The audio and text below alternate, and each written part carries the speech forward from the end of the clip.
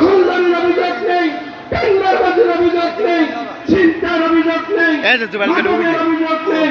সেই দল একমাত্র দল বাংলাদেশ জামাত ইসলামী এবং ইসলামী ছাত্র শিবির।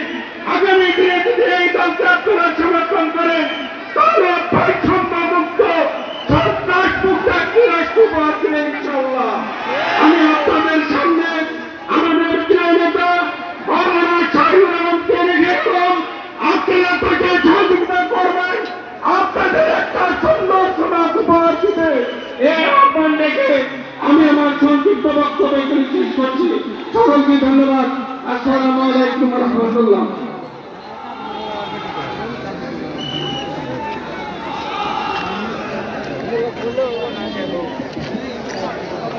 সরকারি শিবিরের একটা বিশাল মিছিল ইতিমধ্যে মঞ্চের দক্ষিণ পাশে এসেছে।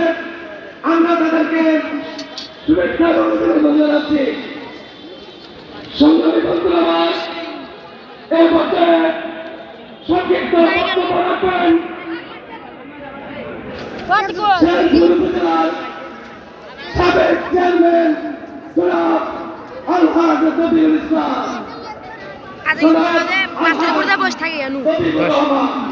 ওনাকে বক্তব্য রাখার জন্য সবিনয় অনুরোধ জানাচ্ছি।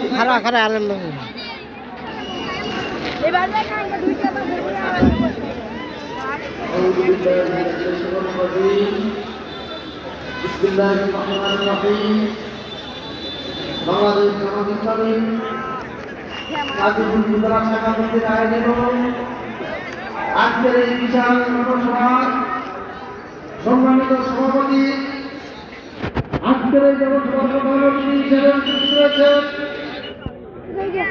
বাংলাদেশ জামাত ইসলামী সম্মানিত সহকারী সেক্রেটারি জেনারেল মাওলানা রবিউল ইসলাম খান সহ অতিথিবৃন্দ, আমার সঙ্গে নিবিষ্ট গাজীপুরবাসী, আসসালামু আলাইকুম ওয়া রাহমাতুল্লাহি ওয়া বারাকাতুহু।